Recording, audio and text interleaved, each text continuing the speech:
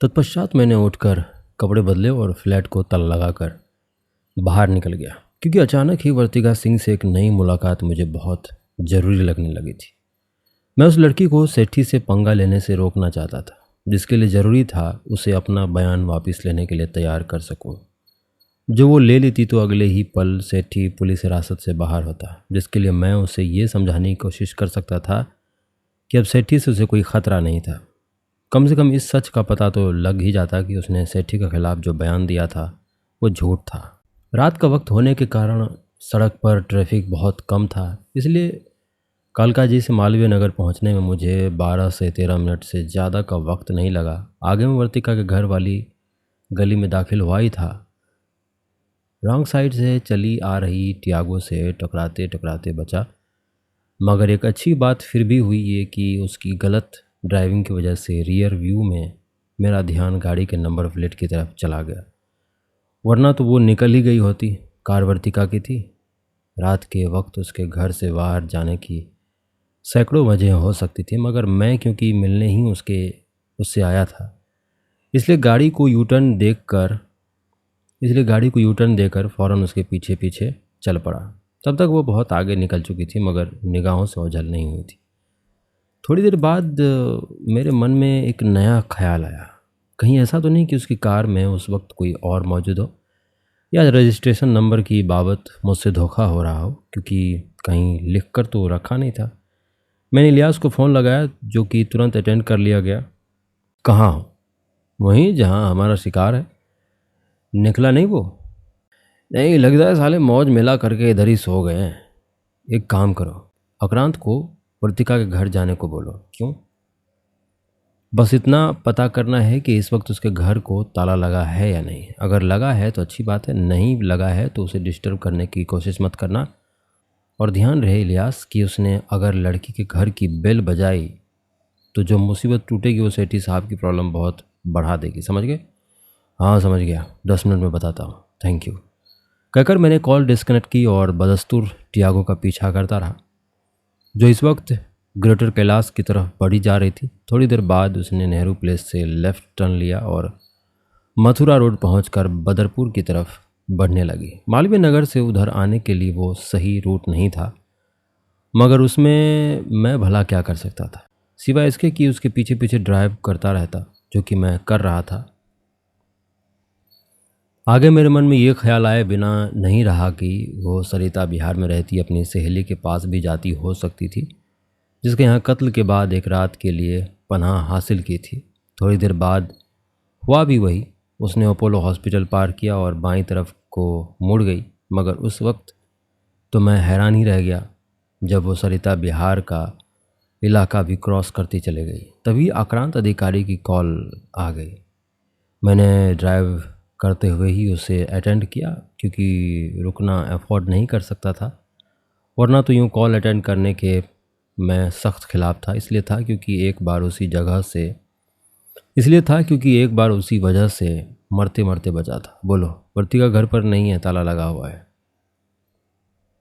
ठीक है, लेकिन एक बड़ी अजीब बात दिखाई दे रही है। क्या? उसके दरवाजे के अगल बगल फूलों के गमले रखे देखे होंगे, तो उनमें से एक की मिट्टी बाहर निकली पड़ी है। करीब ही एक खुरपी जैसी कोई चीज़ भी पड़ी हुई है। मिट्टी में खाद मिलाना चाहती होगी, तो मिलाया क्यों नहीं? और रात को वैसे करने को उसे क्या ज़रूरत थी? तुम्हें क्या पता कि रात को क्या था? पता है, क्योंकि शाम 7 बजे जब हम उधर से गुजरे थे तो मिट्टी वहाँ नहीं थी। ठीक है, नहीं थी तो नहीं थी, उसमें प्रॉब्लम क्या है? पता नहीं क्या प्रॉब्लम है जासूस साहब, लेकिन बात खटक रही है मेरे को। कहो तो अंदर जाकर देखो। कोशिश भी मत करना और वहाँ से निकलो। तुम्हारा ज़्यादा देर तक उसके घर के सामने देखे जाना ठीक नहीं होगा, क्योंकि करीबी ही एक दुकान पर सीसीटीवी लगी हुई है। ठीक है, जाता हूँ, कहकर उसने कॉल डिस्कनेक्ट कर दी। टियागो तब तक कालिंदी कुंज पहुँच चुकी थी। फिर वो यमुना के पुल पर आगे बढ़ने लगी। हालांकि रात के वक्त हेडलाइट के कारण इस बात का जरा भी अंदेशा नहीं था कि वो मेरी गाड़ी का नंबर देख पाती, लेकिन दूरी फिर भी रखी मैंने। कम से कम भी 50 मीटर पीछे चल रहा था। फिर अचानक ही टियागो की पार्किंग लाइट ब्लिंक होने लगी। क्या वो किसी वजह से गाड़ी रोकने जा रही थी? रोकने ही जा रही थी क्योंकि स्पीड कम होनी शुरू हो गई।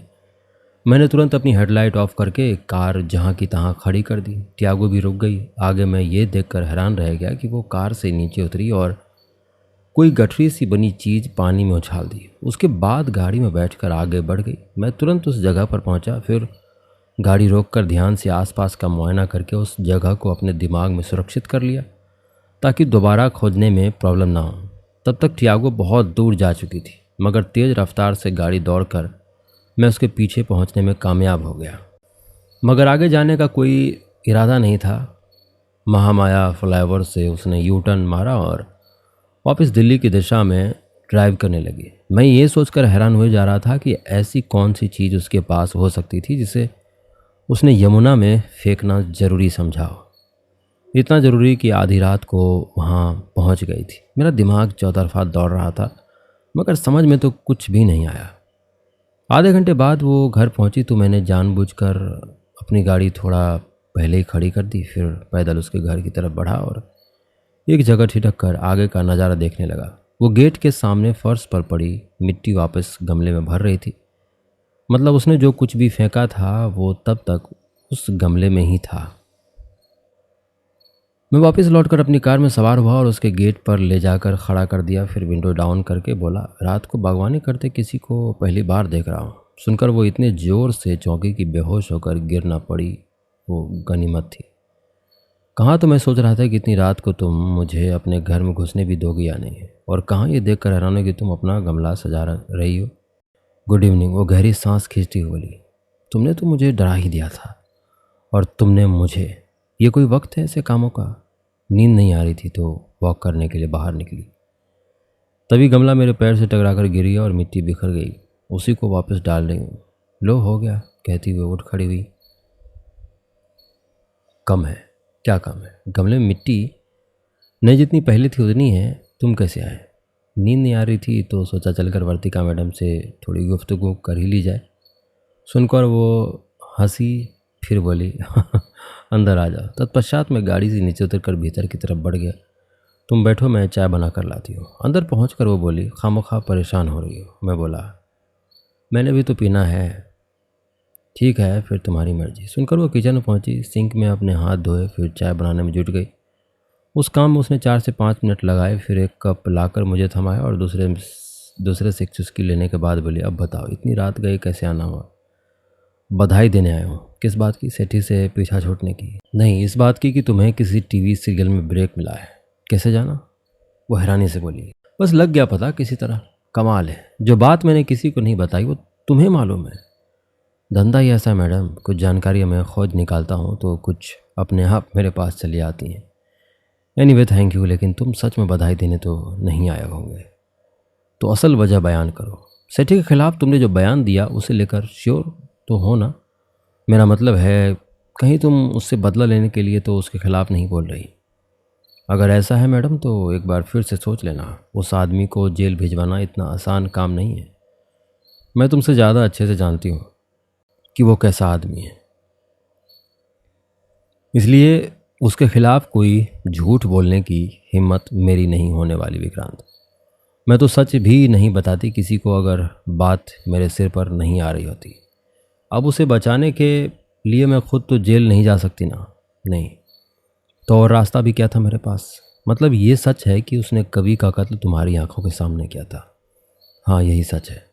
अगर ऐसा है वर्तिका तो तुम्हारे उस दिन के 2 फेरों के बीच यहाँ पहुँचे आनंद राठी ने किसी को कुछ बताया क्यों नहीं? पुलिस को फ़ोन करके खबर क्यों नहीं कर दी कि यहाँ एक लाश पड़ी थी? उसका जवाब मैं पहले भी दे चुकी हूँ, डर गया होगा। तुम्हें आयाना याद है? हाँ जानती हूँ, बशर्ते कि तुम आयाना मेहरा की बात कर रहे हो तो। उसी की कर रहा हूँ। पता लगा है कि तुमसे पहले वो कवि की गर्लफ्रेंड हुआ करती थी। दोस्त थी मगर ज़्यादा गहरी दोस्त नहीं थी, वरना कभी मुझसे रिश्ता कैसे जोड़ सकता। अब एक चुपता से सवाल करूं, अगर बुरा ना मानने का वादा करो, जो चाहे पूछ लो। कोई कहता है तुमने उसका बॉयफ्रेंड जानबूझकर झटका लिया था क्योंकि कभी टॉप की पोजीशन पर था, वो तुम्हारे साथ होता तो तुम्हारी राह आसान हो जाती। किसने कहा? कहा किसी ने, मगर मजबूरी है, मैं उसका नाम नहीं बता सकता।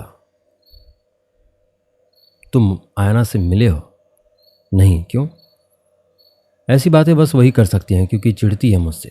सच तो ये है कि कवि के साथ शादी करने को मरी जा रही थी, जबकि कवि उसे बस अपना दोस्त समझता था। फिर एक बार तो उसने हद ही कर दी। सच पूछो तो कवि और उसके बीच जो दूरी बनी उसकी वजह भी वो घटना ही थी। कैसी घटना?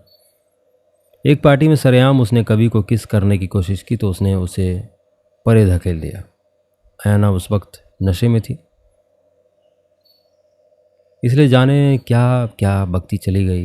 ये तक कह दिया कि बंद कमरे में वो उसकी चाटता है और पब्लिक में एक किस से परहेज करता है। ऐसे बोल दिया उसने। हाँ, यही बोला था। मैं भी थी उस पार्टी में, इसलिए शक की गुंजाइश नहीं है। फिर क्या हुआ? महीनों तक दोनों की बोलचाल बंद रही, फिर धीरे धीरे सब कुछ नॉर्मल होता चला गया। उसी दौरान कवि और मेरी दोस्ती गहरी होती चली गई। उसी बात को लेकर वो बहुत चिढ़ा करती है मुझसे। कई बार उसने कवि के कान भी भरे, उससे मेरे और सेठी के बारे में भी बहुत कुछ कहा, मगर कवि ने ज़्यादा ध्यान नहीं दिया क्योंकि वो बात तो वैसे ही इंडस्ट्री में हर तरफ उड़ रही थी, ये कि सेठी के साथ तुम्हारा अफेयर चल रहा था। हाँ, और वैसा होना लाजमी था क्योंकि सबको पता था कि मुझे बतौर मॉडल खड़ा करने में उसका पूरा पूरा हाथ था। मगर मैंने जैसे तैसे कवि को यकीन दिला दिया कि सेठी के साथ मेरे उस तरह के संबंध नहीं थे। वो एक बड़ी गलती थी। अगर मैंने तभी कवि को सब कुछ साफ साफ बता दिया होता तो आगे मुझे शशांक से डरने की ज़रूरत नहीं पड़ती। लेकिन तब मैं उसे ज़्यादा नहीं जानती थी, इसलिए होंठे सी लिए। ये तो बाद में पता लगा कि वो कितना ओपन माइंडेड था। मैंने उसे बता भी दिया होता तो मेरे बीते कल से उसे कोई फ़र्क नहीं पड़ने वाला था। विनीत कश्यप के साथ कैसा रिश्ता है तुम्हारा? कहकर मैंने चाय की एक चुस्की ली, फिर कप वापस सेंटर टेबल पर रखते हुए अपनी निगाहें उसके चेहरे पर टिका दी। दोस्त है, लेकिन ज़्यादा दोस्त वो कवि का था। उसी के ज़रिए मेरी उससे पहचान हुई थी। और अभी जिस टीवी सीरियल की तुम बात कर रहे थे उसमें काम भी मुझे विनीत की वजह से ही हासिल हुआ है। लेकिन रिश्ता बस दोस्ती वाला ही है। हाँ भाई, मैं कवि से शादी करने जा रही थी तो किसी और के साथ संबंध कैसे रख सकती थी? शशांक सेठी मेरी मजबूरी था विक्रांत, वरना मैं उस किस्म की लड़की नहीं हूँ। आगे मैं बस कवि की होकर रहना चाहती थी, इसलिए सेठी से पीछा छुड़ाना ज़रूरी था। अभी छूटता दिखाई भी दे रहा है तो अफसोस कि कवि मेरे पास नहीं है जिसके साथ मैं पूरी ज़िंदगी गुजारना चाहती थी। उसे इस कमीने ने मुझसे दूर कर दिया। कहते कहते उसकी आंखें भर आई। आगे काफ़ी देर तक हमारे बीच सन्नाटा पसरा रहा। फिर मैंने पूछा, पूरे मामले में कुछ भी ऐसा है जो अभी तक तुमने नहीं बताया है? अगर है तो बता सकती हो, मैं वादा करता हूँ तुम्हारा राज राज ही रखूँगा। नहीं, ऐसा कुछ नहीं। तुम कहीं बाहर गई थी? कब? मेरे आने से पहले। नहीं तो क्यों पूछ रहे हो? तुम्हारे कपड़े देखकर ऐसे कपड़ों में कोई सोता थोड़ी है। मैं सो जाती हूँ क्योंकि बहुत आलसी हूँ, कहकर उसने जबरन हंसकर दिखाया। चलो तुम कहती हो तो मान लेता हूँ। अब ध्यान से वो बात सुनो जो मैं आगे कहने जा रहा हूँ। सुनकर विचार करो, अपना भला बुरा आंको, फिर जवाब देना। फ़ौरन कुछ कहने की ज़रूरत नहीं है। बोलो। तुमने पुलिस से सच बोला है या झूठ मैं नहीं जानता, लेकिन अगर झूठ बोला है तो जल्दी ही वो झूठ पकड़ा जाएगा।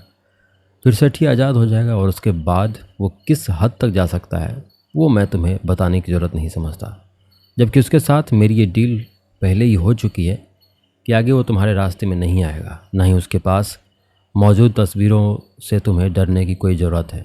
उसे उन तस्वीरों का कितना ख्याल है उस बात का अंदाज़ा इसी से लगा लो कि अपना मोबाइल पुलिस के हाथ नहीं लगने दिया। कहता था वो तुम्हें और ख़ुद को दुनिया के सामने एक्सपोज नहीं होने देना चाहता, इसलिए गिरफ्तारी से पहले मोबाइल गायब कर दिया।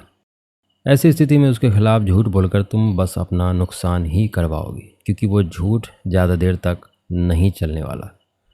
मैंने कोई झूठ नहीं कहा, वो तमक कर बोली।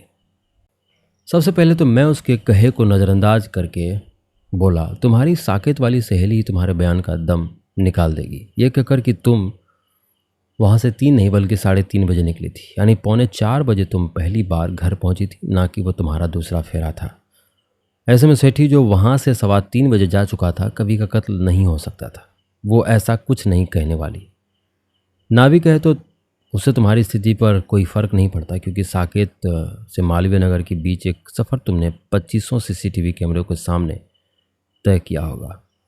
और उनमें से किसी न किसी में तुम्हारी शक्ल दिख कर रहेगी मैडम, और उसी वक्त तुम्हारी गवाही झूठ पड़ जाएगी, जिसके बाद पुलिस का तो कुछ नहीं बिगड़ेगा, लेकिन तुम कहीं की नहीं रह जाओगी।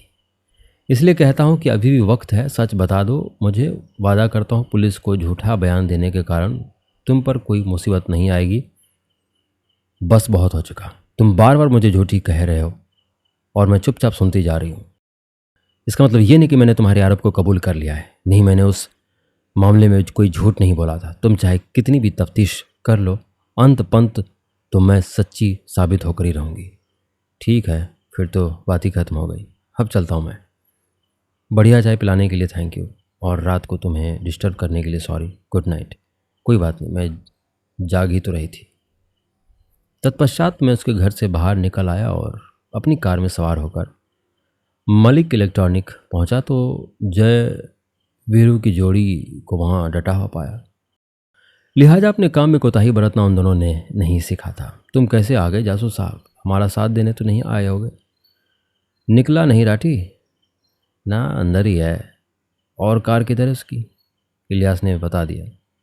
मैंने करीब पहुंचकर उसका मुआयना किया, फिर वापस उन दोनों के पास पहुंचकर बोला, मेरे ख्याल से तो यहाँ से फ्री होकर वो सीधा अपने घर ही जाएगा। तो तुम दोनों चाहो तो वापस लौट सकते हो।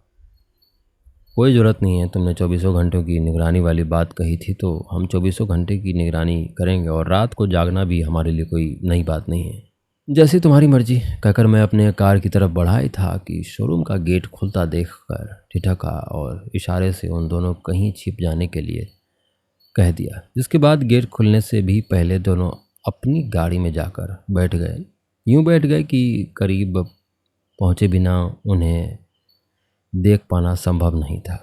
वक्त इसलिए हासिल हो गया क्योंकि शोरूम से निकलकर राठी और मलिक उसका शटर गिराने में व्यस्त हो गए थे, जो एक लीवर को घुमाकर बंद किया जा सकता था। उसी दौरान मैं भी अपनी कार में जाकर बैठ गया। फिर दोनों मेरी तरफ बढ़े तो मैं कार से यूं नीचे उतरा जैसे उन पर निगाह पड़ने के बाद उतरा हूँ। क्या बात है मलिक साहब, इतनी रात तक शोरूम खोल कर रखते हो? सुनकर दोनों चौंक पड़े। राशि ने पूछा, तुम यहाँ क्या कर रहे हो? गुजर रहा था तभी तुम पर निगाह पड़ गई। तो अब जाती क्यों नहीं? जब मिल ही गए हो तो 2-4 सवाल हैं, सोचा करता चलो। ये कोई वक्त है? अरे सो थोड़े ही रहे हो यार। और जब पुलिस ने कवि की हत्या के इल्ज़ाम में शशांक सेठी को गिरफ्तार कर ही लिया है तो खामखा के सवाल क्यों करना चाहते हो तुम? खबर लग गई? वो तो सुबह 10-11 बजे ही लग गई थी, तभी जब तुम उसका हालचाल जानने पुलिस हेडक्वार्टर पहुंचे थे। ये बड़ी हैरानी की बात है कि क्लाइंट तुम्हारी वर्तिका है और फेवर तुम सेठी का कर रहे हो, या उसे भी अपना क्लाइंट बना लिया है? हाँ, यही बात है, ये जानते हुए कि कातिल वही है। नहीं, वो कातिल नहीं है, यानी पुलिस चूतिया है। नहीं, लेकिन उनका सारा केस वर्तिका के बयान पर टिका हुआ है, जो किसी भी वक्त अपने कहे से पलट सकती है, क्योंकि सच यही है कि उसका बयान झूठा है। तुम्हें क्या पता है कि झूठा है या सच्चा? पता है, जरा सोचकर देखो कि कत्ल वाले दिन तुम वहाँ 3:30 बजे पहुँचे थे। तब अगर लाश पड़ी होती तो क्या तुम्हें दिखाई नहीं दे गई होती? और नहीं पड़ी थी तो मतलब यही बनता है कि ना कि सेठी का कवि के कत्ल से कोई लेना देना नहीं है, क्योंकि कत्ल उसके जाने के बाद हुआ था। मैं वहाँ नहीं गया था, मुझे बरगलाने से कुछ हासिल नहीं होगा भाई। एक बार वर्तिका का कहा झूठ साबित होने भर की देर है कि उसके बाद पुलिस को जो अगला सस्पेक्ट दिखाई देगा वो तुम हो गए, क्योंकि तुम कबूल करो या ना करो 3:30 बजे वहाँ गए बराबर थे। आगे पुलिस को ये नतीजा निकालने में कितना वक्त लगेगा कि कत्ल तुम ही ने किया था। देखो डिटेक्टिव, तुम मेरा दिमाग तो ख़राब करो मत। मैं नहीं कर रहा भाई, बस तुम्हें आगाह कर रहा हूँ। इस सवाल का जवाब सोच कर रखना कि उस रोज़ तुम वर्तिका के घर क्यों गए थे, और अगर कत्ल पहले ही किया जा चुका था तो तुमने पुलिस को खबर क्यों नहीं की, और अगर तब तक कत्ल नहीं हुआ था और बाद में वर्तिका को वहाँ कवि की लाश मिली थी तो मतलब साफ है कि ये कि कातिल तुम हो। ठीक है, जा चढ़ा दे मुझे सूली पर, वो झल्ला कर बोला। लेकिन अभी ये किचकिच बंद कर, वरना मैं कुछ कर बैठूंगा। क्या करोगे? मुझे भी गोली मार दोगे? हाँ, मार दूंगा। मैं जोर से हंसा। वो अपनी मुट्ठियां भेजने लगा जैसे गुस्से पर कंट्रोल कर पाना मुश्किल हो रहा हो। तुम बुरे फंसने वाले हो आनंद राठी साहब। ठीक है, लेकिन उससे तेरे पेट में मरोड़ क्यों उठ रही है?